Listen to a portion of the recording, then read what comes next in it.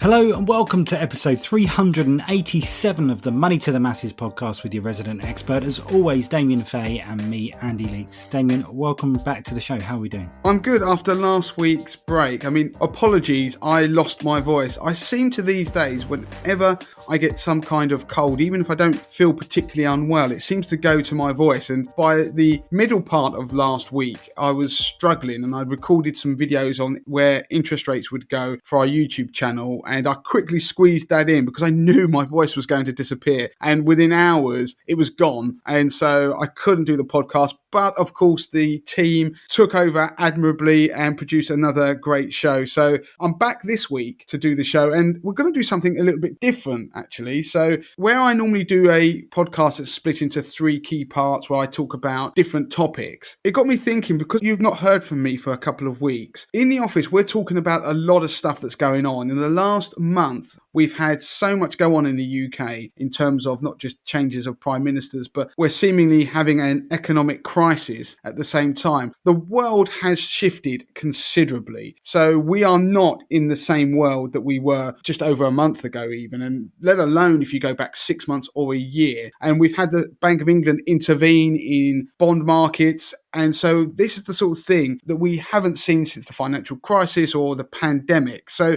the world is different. And on reflecting about that and the things we're talking about in the office, you and I were talking, weren't we, Andy? And we were saying that I think people would like to hear this on the podcast. Listeners would want to know what we think about different things and how the world shifted and the things that I'm thinking about what's going on in savings, pensions, mortgages. And we really need to just put that on the show, even if it's a slightly different format to usual. Yeah, I know we've always said here at Money to the Masses that the podcast is designed to be evergreen content and we don't really get involved in the now as such. But honestly, we can't ignore it. We're getting constant contact from people asking for our opinions on certain things right across the board. Obviously, it's a strange time right now. So it's the right thing to bring this to the podcast and just come up with a few discussion topics almost around those areas. Yeah, so of course, if you have any questions, do join the Money to the Masses Facebook group. So that community, you can ask questions, share your own experiences, and it's a friendly place. Go to facebook.com/groups/Money to the Masses. Of course, you can email into us,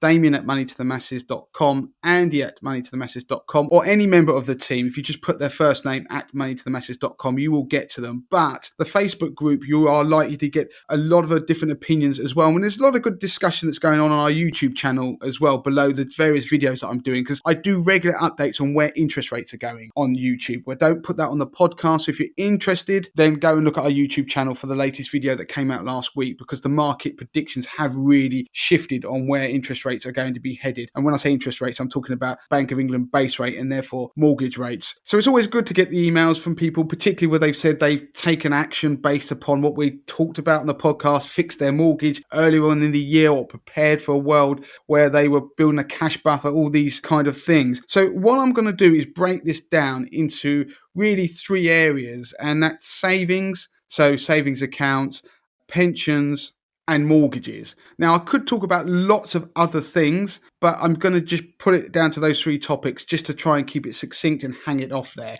So let's kick off with savings. So the world of savings has shifted significantly. And it was only the other day in the office where we update all the savings tables. If you didn't realize that, every week we update the best buy tables on the Money to the Masses website. Go onto the moneytothemasses.com. You'll see on the top navigation panel, you'll see best buys. Click on that drop down, you can go in and see the best savings rates, and they are the best saving rates on things like easy access accounts, fixed rate bonds, variable rate ISAs, junior cash ISAs, you name it, we cover the whole market. And I was surprised to see that on a fixed rate bond now, you can get between 4 and 4.5% a year in interest. So if you lock your money away for 1 year, you can get 4% and you can get up to 4.5%. So those rates are continually rising. And Andy will tell you, because Andy is often the person who updates these tables, that they're shifting at such a rate. There's new rates, better rates coming out all the time, Whereas previously, when we updated these tables, they'd almost be the same week in, week out. Yeah, there was a time when we were updating these tables and it was same old, same old. It was looking at the same rates offered by the same banks and providers, but now it's a changing world. Every week we're looking across, and where we list the, say, top 5 products, I would say week in, week out now, we're changing 3 or 4 of those top 5 every week. So it's well worth checking those out because it's changing quickly. And of course, we're talking about a world, you go back a year ago, where the best rate you would get would be less than 1%. And if you're getting an easy access account, it would be almost meaningless what you would get on it. So the world has shifted. You need to be considering cash now. It's a viable option, particularly for people who aren't wanting to take risk. And if you put that in context with what's going on in other areas of investing, for example, with stock markets and bond markets struggling, of course, that can turn around. Cash is looking attractive now. And of course, when the Bank of England and other central banks globally seem to be hell-bent on raising interest rates, and that seems to be the direction of travel, at least for now, then saving rates are likely to continue to move higher for a time.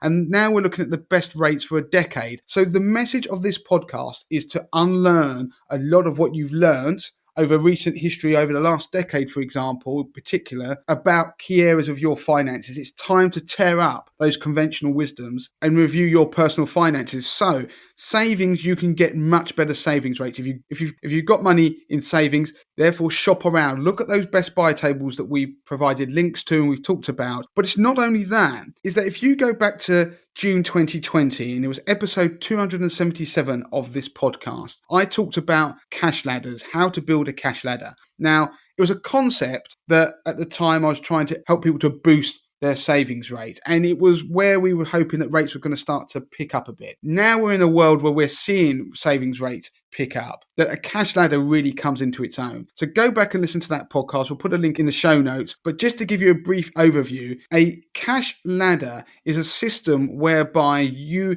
divvy up your money that you've got. So let's say you've got £100,000. You might split it into 5 pots of £20,000. You might decide, rather than put the whole £100,000 away for 5 years to get that best savings rate that's out there, because you might want access to that money. Don't forget, if you access early, if you're allowed to, you'll lose the interest you've accrued. There will be penalties. You might decide to divide it into £20,000 pots, for example, and you might put £20,000 in a 5-year fixed bond, 20,000 in a 4-year, 20,000 in a 3-year, 20,000 in a 2-year, and 20,000 in a 1-year fixed bond. Now, I'm ignoring the money you've got in a cash buffer. I'm talking about your savings pot. What would happen is each year that you go along, money will mature. So the money you had in a 1-year savings bond will mature after 1 year. You would then lock that away for 5 years again. And what will happen in a world where interest rates are hopefully rising, you get that flexibility to be able to secure a potentially better rate if interest rates keep going up. So you get that money, you put it into a 5-year fixed bond. Then obviously 2 years into this project, the money you put in a 2-year bond now has matured. You get that out and you put it into another 5-year fixed bond. So you can see that every year you'll get some money come out of a fixed rate bond that you'd locked into previously, and then you can look at what the best rates are there and lock the money away again. And in that way, you can therefore get an average interest rate across all of your money, have flexibility to still be able to get access to it within a year, but take advantage if interest rates start to go up. So cash savings ladders, go back and listen to that podcast and I explain it more fully. This is a technique that is going to be attractive to people going forward. The other thing I want to point out is, for years now, I used to see people talk about, what's the point in cash ISAs? There's no point having a cash ISA because you've got a savings rate. Because don't forget that everyone has a personal savings allowance. And now I say everyone, that technically isn't true. It depends on your marginal rate of income tax. So what happens is that as a starting point, everybody's allowed to earn £1,000 of interest without paying any tax on it. Now, this is separate to your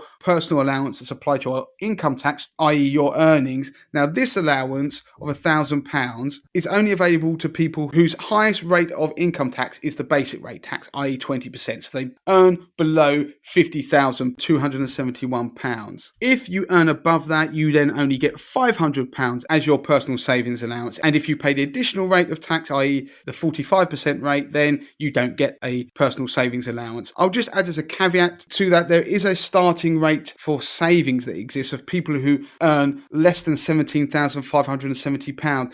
they do get an additional band that's tapered. So once you earn above that amount, you don't get it anymore. But it does mean that some people can earn an additional £5,000 a year in interest tax-free. Now, we'll put a link to an article that explains how that works. But for a lot of people, that won't be applicable. So if you ask most people, they don't even realise that that starting rate for savings even exists. But the personal savings allowance does, and people should be aware of that. The issue is that people were saying, well, if you got that, what's the point of having a cash ISA? Because you don't get hardly any interest on your savings. You get less than 1%. So yeah, I have to have over £100,000 in my bank account for that to even be worthwhile bothering with. So I'm going to just stick with a savings account rather than have a cash ISA. And often cash ISA rates are worse than a bog standard savings account. And of course, in past podcasts, if you've regularly listened to this show, you'll know that I highlighted why cash ISAs would be good, because in the future, when rates rise, your money's in that tax efficient wrapper, and now you're going to start getting a better rate of return,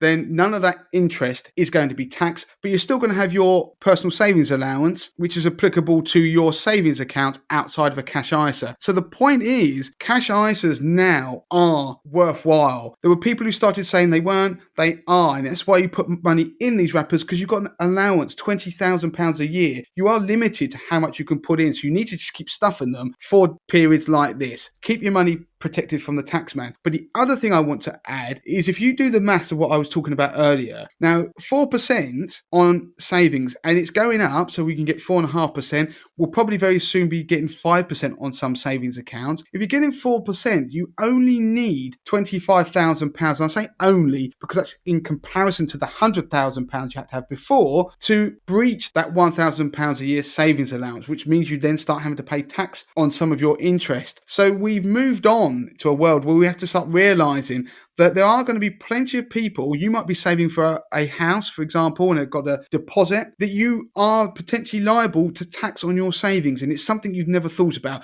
So the world has shifted. So people have to realize savings isn't like it was before. It's become attractive. There are things you can do to get even better rates. You do need to shop around, but you are going to likely to start paying tax. So you need to start planning for that. Right, I'm going to move on to mortgages now. So we've talked about mortgages recently on the podcast because everybody wants to know about them. What's happening. Now, I regularly do interest rate prediction videos which talk about the market's predictions of where the base rate's going in the future. And that's pretty key to most things in the mortgage market. The base rate obviously influences what happens to people who are on tracker rates or standard variable rates. That's much more direct. The current base rate obviously doesn't directly impact fixed rate deals because they're fixed, but even new fixed rate deals that come into the market, the way they're priced is based upon the funding that the mortgage companies can get. So that will be a combination through government schemes, through the market itself. But if you look at things like gilt yields, so yields are loans to the UK government, so they are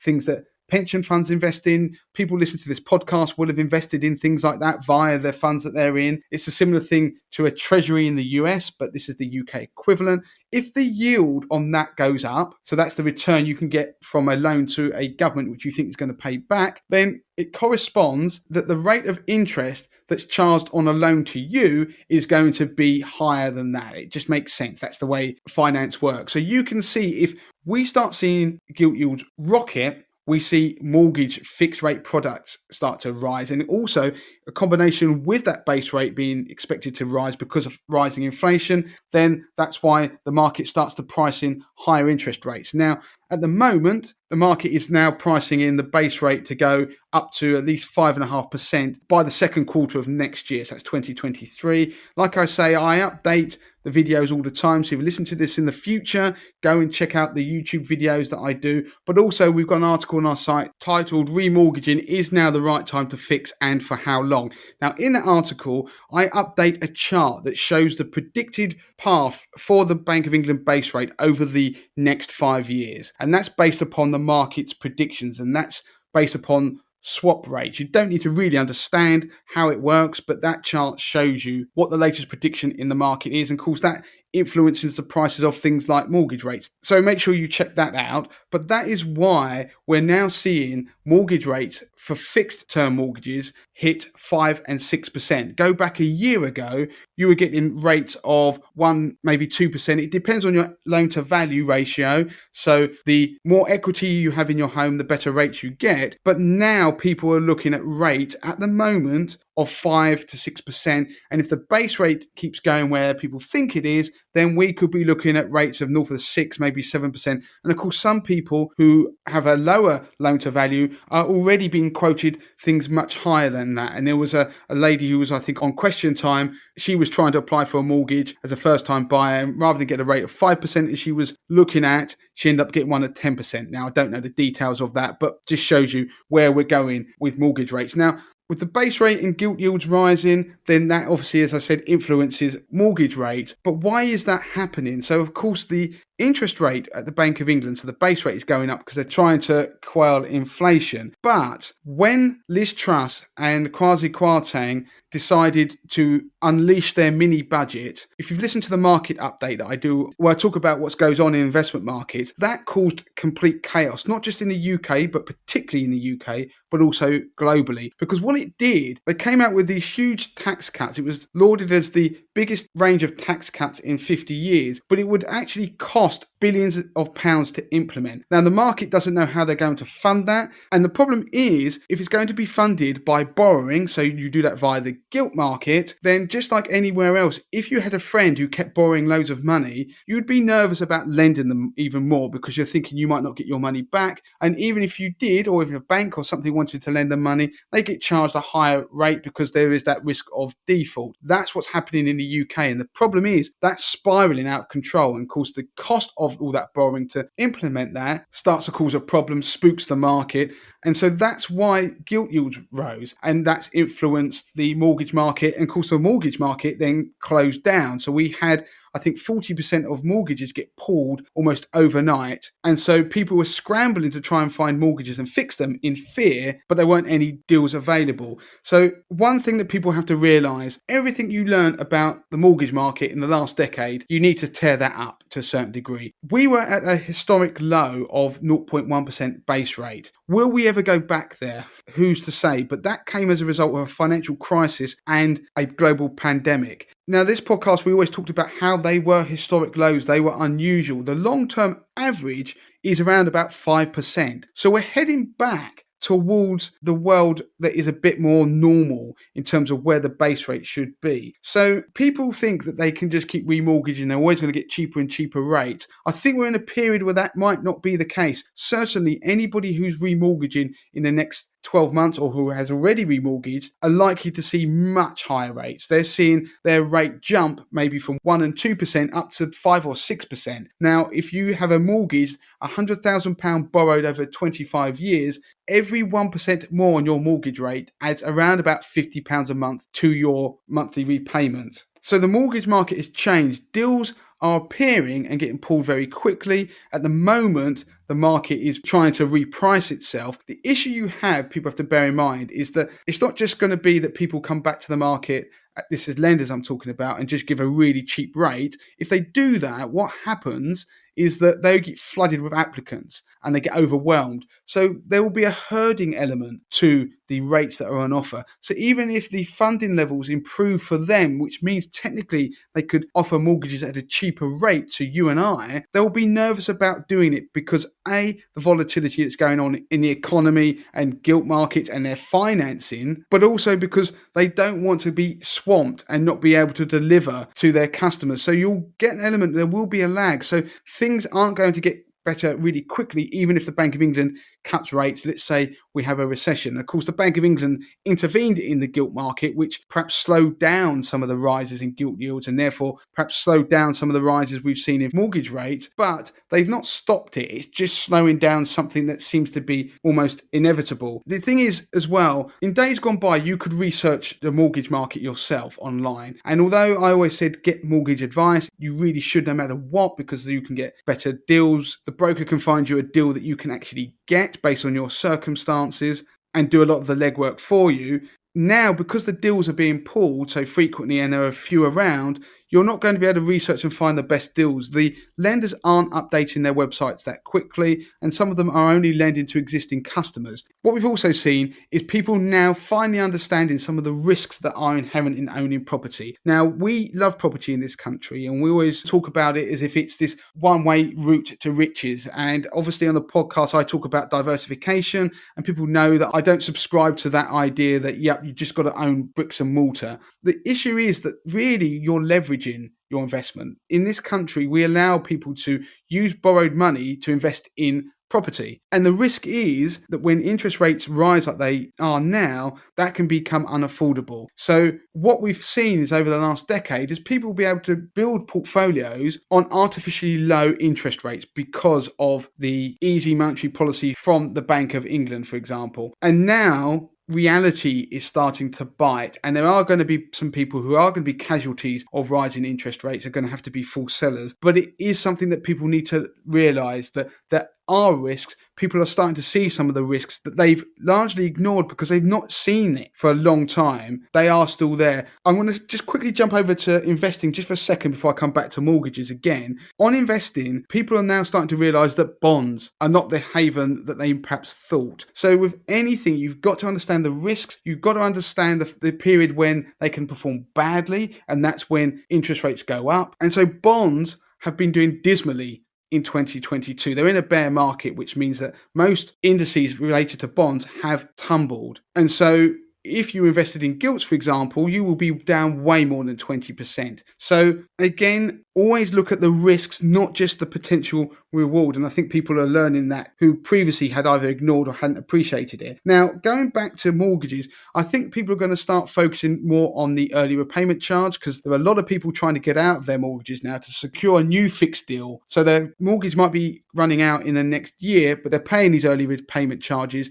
panicking because they're worried about how high interest rates could go because we're all much more leveraged, i.e. we have bigger mortgages than years gone by. Just as an aside, people talk about, in the early 90s, we had the Bank of England base rate at double digits, okay? And you don't know what it's like because it was really painful then. There's an interesting graph that's been shared about the strain that mortgages are placing on people's finances. And if you look at it as a percentage of their income, for example, their household income, the strain now is almost equivalent to what it was when interest rates were at those double-digit levels. And that's because people have bigger mortgages now than they did back then. And that's all because obviously lending got much easier over time, all the way through the financial crisis, right up to now. So when you have a large mortgage, then any movement in interest rates has a much higher impact. So getting towards 6% on the base rate at the Bank of England, it will be equivalent to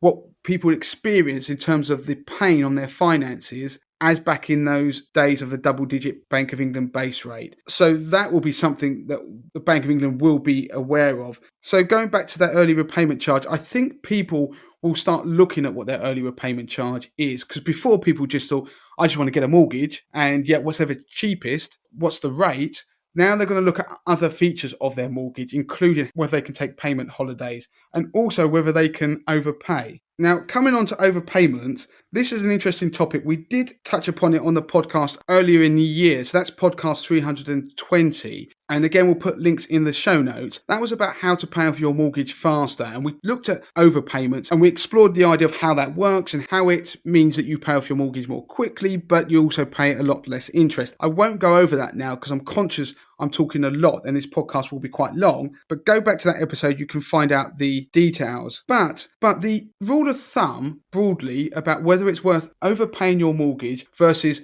doing something else, i.e. putting it in a savings account, is that if the savings rate or investment rate, we'll say savings rate because investments aren't in any way guaranteed, but if your savings rate that you could get at a bank was higher than your mortgage rate, then you were better off saving. If the mortgage rate that you're paying was greater than your savings rate, then you were better off overpaying your mortgage. Now, of course, go back the last decade, saving rates have been dismal and mortgage rates have been pretty low, but they've always been that much higher than savings rates. And so generally for most people, it meant that overpaying made sense. Now we're in a world where if you are on a long-term fixed already, so you're on a fixed rate mortgage and you've locked into a low rate, but now you've got these higher rates that I talked about earlier available at banks, you are shifting into the world where saving becomes more attractive than necessarily overpaying your mortgage, because you can earn more than you are saving on the overpayment. So we'll link to a calculator that you can play with the numbers yourself and work out what will be best over the long term, because you also have to bear in mind the taxation. So I talked earlier about taxation on savings. People weren't bothered about that before. They will start to be bothered about it now. But of course, savings are potentially taxable. But obviously, if you pay off your mortgage, there's no tax on that. So you benefit that completely, i.e. gross. So to give you some numbers, if you've got a 2% mortgage rate, then if you don't pay any tax at all on your savings, then you only need to find a savings rate that's at least 2%. And once you do, you find one more than 2%, you're better off. If you're a basic rate taxpayer, then you need to find a savings rate of 2.5%. If you are a higher rate income taxpayer, so you pay the 40% rate of income tax on your top end of your earnings, you need to find a savings rate of 3.3%. If you are one of those people who pay the 45% rate of tax, so you earn over £150,000, you need a savings rate of 3.6%. So those are the numbers you've got to look out for. If you are someone who is now just fixed onto a mortgage with 5% interest rate, if you're a non-taxpayer, so you're not going to be paying tax on any of your savings, then you need to find a savings account that's paying over 5%. Now, if you're somebody who has to pay tax at the basic rate on any of your savings, then you need to find a savings account that pays 6.3%. Higher rate taxpayers, if your savings are going to incur a higher rate of tax, the 40%, you need to find an 8.3% interest on your savings. And if you pay the top whack of income tax on your savings, then you need to find a savings account that gives you 9.1% a year. Now, of course, these numbers I've quoted for the savings accounts are before tax, but what you can see is the higher your interest rate goes on your mortgage, then you are likely to be better overpaying. So it means that for one group of people, the people on long-term fixes already, then actually saving is starting to become more attractive, whereas there are people now who perhaps weren't thinking about overpaying are definitely going to be better off overpaying their mortgage. And they're all going to be feeling the pinch because they are obviously got large mortgages probably as well. So you want to bring down the amount of debt you have in a world where interest rates are rising. As a throwaway, what would be quite interesting as well is that people are starting to look at the idea of using some of the money when they remortgage, if they borrow a bit more, to do energy efficient changes to their house to try and somehow reduce their energy bills every year. So I'm going to leave mortgages behind now because I could probably talk about that all day. Now, pensions. This is something that is fundamentally different. Pension annuities have been one of those things that have almost been forgotten. We talked about it on the podcast. We did a podcast episode actually last year, 348, which talked about when to buy an annuity because there were times where it still remained attractive. Now, when gilt yields fall, as I talked about before, this is impacting lots of areas of personal finance that you probably never realised, but annuity rates are one of those other areas it impacts. Because of the way annuities are funded by the insurer, when gilt yields rise, it means annuity rates can rise. So this is great news again for pensioners. So if you've got lots of savings, no mortgage, and you've got a pension, then there's good news all round by what's happening. And to highlight what's happened, the level of income you can now get from an annuity has jumped by over 50% since the start of 2022. That's incredible. So just to remind people, an annuity is where you effectively get your personal pension pot, you take it to an insurer and you go, here's my lump sum. And they go, thank you very much, Damien. Here's a guaranteed income until the day you die. Now, you can tailor it and have certain guarantees, or you could have a spouse's benefit as well, which changes the level of income. But broadly, that's how it works. You can also get improved rates, better than normal rates, if you've got impaired health. So you might have a health issue that means that you've got a shorter life expectancy. It's the one time in life having a poor health is actually good news. Not that you're going to die, but you'll get a bigger income because the insurer can afford to give you more because they're statistically working out across their whole book of annuities. They will look at that and think that the liability is going to be shorter in terms of years. Now, to give you an example, at the start of the year, a 65-year-old could give £100,000 to a pension provider and they would have got £4,521 a year. So that's a annuity rate of 4.5%. Fast forward to today, and they would get £6,873 a year. That is an increase of 52%. And that's before we've even talked about impaired life or enhanced annuity rates. So that is unbelievable. If you think about it, if you were in drawdown, so if you kept your pension invested, did buy an annuity and you used the investments within that pension to provide an income, assuming you didn't change the strategy, that means you'd need a pension pot that was 50% bigger to provide this uplift in income if you weren't taking any more risk, if that makes sense. So that is a huge increase. Now, annuity rates have been low for a long period of time. What this means now is, from a planning point of view, if you're approaching retirement or in retirement, you will want to be having conversations with a financial advisor, for example, and looking at the ability to buy an annuity. It's a viable option now. And if you want an inflation-linked annuity, the improvement in the rate has been a whopping 77% increase in just 9 months. And don't forget, it isn't an all or nothing discussion. You don't have to use your whole pension pot to buy an annuity. You can use part of your pension pot to buy guaranteed income via an annuity, or you could do it in stages throughout your retirement, which is what we talked about in that podcast episode 348. So what we're going to hear now is a lot more talk about annuities, and you should be talking about annuities more, thinking about them more going forward in this new world if it continues as it is for now. A few final points on this. It will open up the opportunity for some people who think, do you know what, I'm retiring at age, say, 57. I don't get my state pension for 10 years. They could potentially buy a short-term annuity. You can buy a 10-year fixed term annuity, for example, to provide a guaranteed income until the point they get their state pension. So they are effectively using their pension to sort of fill that gap for a period of time. This sort of financial planning will come into play now, whereas before it wasn't very attractive. And don't forget that buying an annuity doesn't trigger the money purchase annual allowance in the same way as taking your 25% tax-free lump sum doesn't trigger it. So you'd still be able to buy an annuity and still contribute £40,000 a year into a pension and get tax relief. So these are all interesting things. You're also going to get people talk about purchased life annuities, which is where you buy an annuity outside of a pension pot.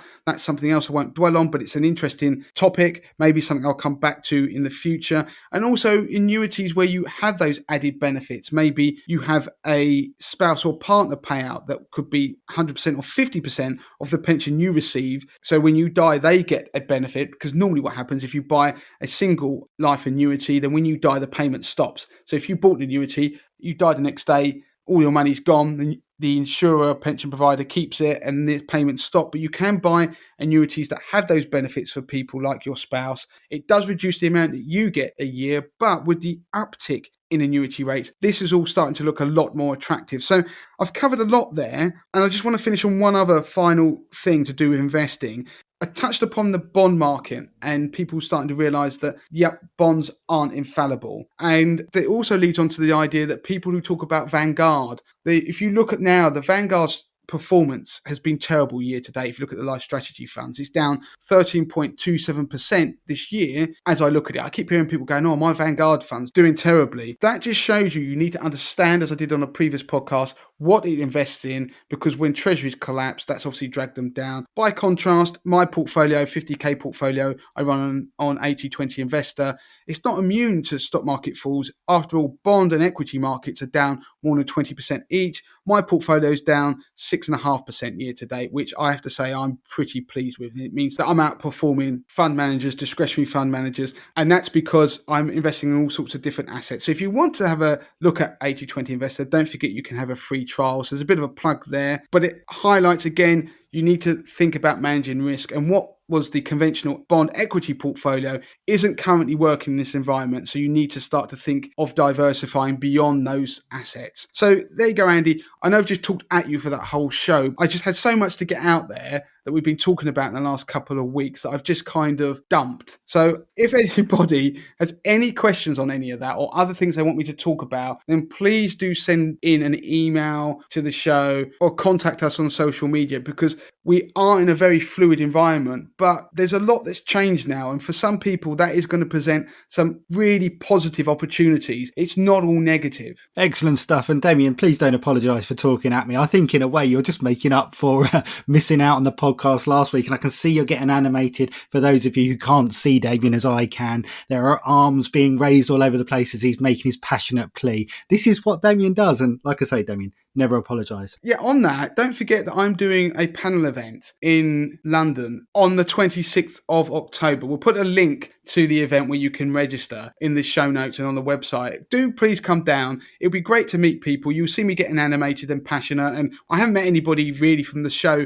for a number of years now because of the pandemic. It'd be great if most of the audience were people who listen to Money to the Masses. And also, I've given up going to Tottenham, I've realised, that night in the Champions League. So it'll be much more exciting for me to see a whole bunch of Money to the Masses listeners, and it would make my day. Okay, so if you want to get in touch with Damien, you can do so in the usual way. We covered it earlier, but it's Damien@moneytothemasses.com. Andy, if you want to contact me, Andy@moneytothemasses.com. And of course, you've heard how passionate Damien is about the subject of money. So why don't you go over and thank him and give us a review in the usual way on your podcast platform of choice. And if we read it out in a future podcast, then you may earn yourself a coveted Money to the Masses mug. Okay, so that's it. We're done for this week, Damien. Until next time. Until next time.